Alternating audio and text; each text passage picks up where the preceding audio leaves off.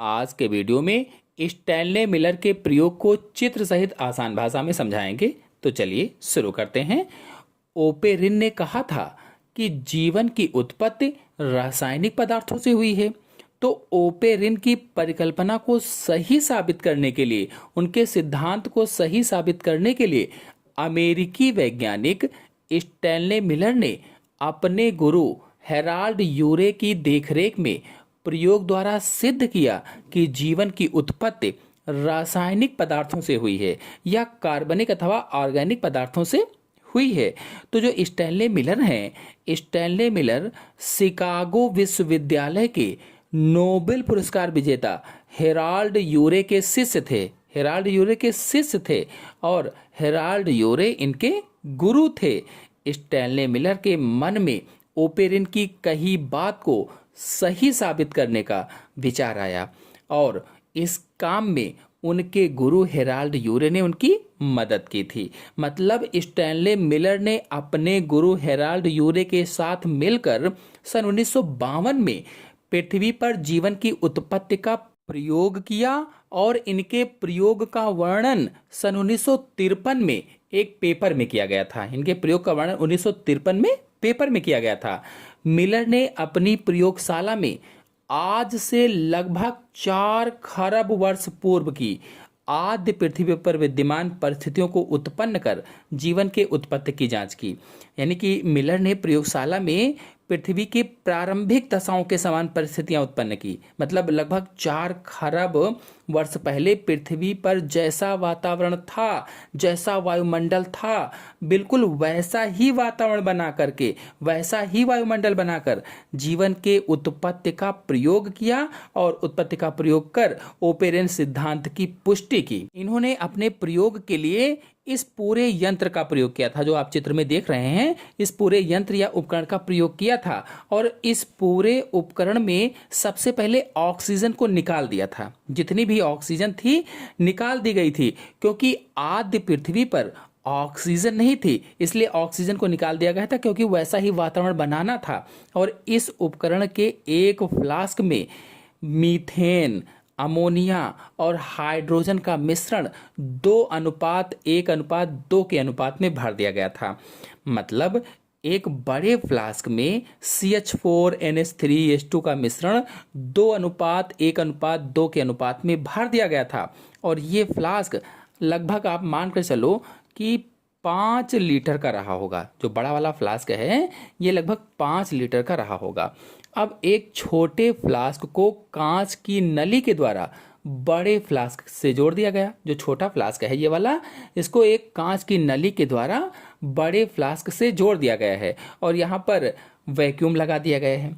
ये छोटा फ्लास्क लगभग आधा लीटर का रहा होगा। जो छोटा फ्लास्क आप देख रहे हैं ये लगभग आधा लीटर का रहा होगा और इस छोटे से फ्लास्क में जल भरकर इसे उबालने का प्रबंध किया गया। भाई नीचे से लैंप वगैरह लगा दी गई, जैसा कि आपको चित्र में दिख रहा है। तो छोटे से फ्लास्क में जल भर दिया गया है और इसके उबालने का प्रबंध किया गया है। और जल को इसलिए उबाला गया है ताकि जलवाष्प बने, वाटर वेपर बने, जलवाष्प का निर्माण हो। और आपको बता दें कि जलवाष्प पूरे उपकरण में घूमती रहेगी। जो जलवाष्प बनेगी ये जलवाष्प पूरे उपकरण में घूमती रहेगी। और बड़े फ्लास्क के गैसीय मिश्रण में टंगस्टन के 2 इलेक्ट्रोड फिट किए गए हैं। जो बड़ा वाला फ्लास्क है जिसमें NH3, CH4 और H2 गैसें भरी गई थी, उस बड़े वाले फ्लास्क में 2 टंगस्टन के इलेक्ट्रोड लगाए गए हैं। यानी टंगस्टन के 2 इलेक्ट्रोड फिट कर दिए गए हैं ताकि आदि वायुमंडल की बिजली जैसे प्रभाव को उत्पन्न किया जा सके। कहने का मतलब यह है कि जब पृथ्वी पर जीवन नहीं था, मतलब 4 खरब वर्ष पहले पृथ्वी पर ऑक्सीजन नहीं थी, बिजली चमक रही थी, कहीं ज्वालामुखी उत्पन्न हो रही थी और पृथ्वी बिल्कुल आग के अंगारा जैसी थी, यानी तापमान बहुत अधिक था। बिल्कुल वैसा ही माहौल बनाया गया। तब जैसा वायुमंडल था वैसा ही बनाया गया। जैसे लाइटनिंग हो रही थी, बिल्कुल वैसे ही लाइटनिंग के लिए इलेक्ट्रोड फिट कर दिए गए या लगाए गए। अब बड़े वाले फ्लास्क को इन्होंने यू नली के द्वारा छोटे वाले फ्लास्क से जोड़ दिया है। जो बड़े वाला फ्लास्क है इस फ्लास्क को देखिए छोटे वाले फ्लास्क से जोड़ दिया, और किस नली के द्वारा, तो यू नली के द्वारा। देखिए यू आकार की नली है, इसलिए इसको यू नली कहा गया है।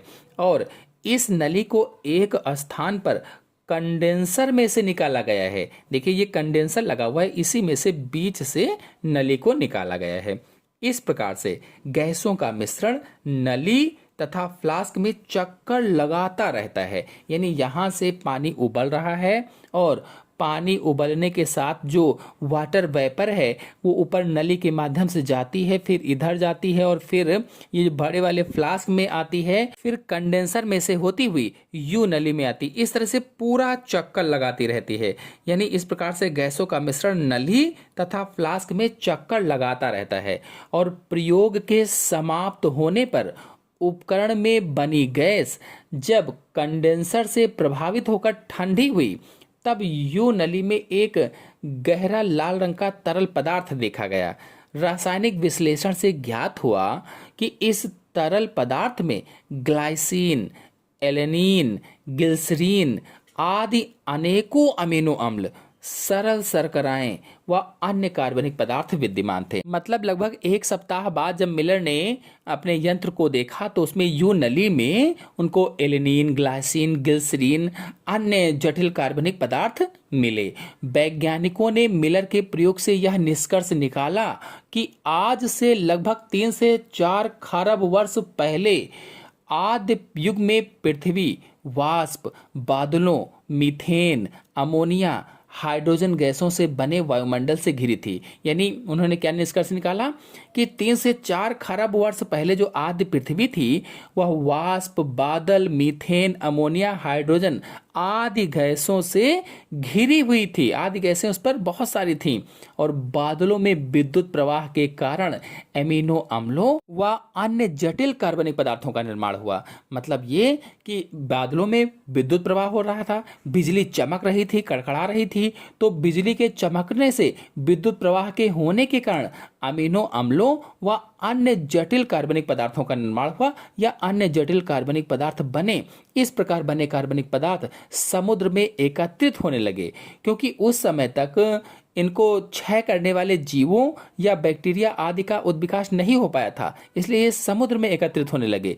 साथ ही उस समय मुक्त ऑक्सीजन भी उपलब्ध नहीं थी, जिससे इनका ऑक्सीकरण भी नहीं हो सकता था, इसलिए समुद्र में एकत्रित हुए, और धीरे धीरे इन्हीं से जीवों का विकास हुआ। इस तरह से इन्होंने सिद्ध किया, यानी स्टैनले मिलर ने सिद्ध किया कि ओपेरिन का जो सिद्धांत है वो बिल्कुल सही है।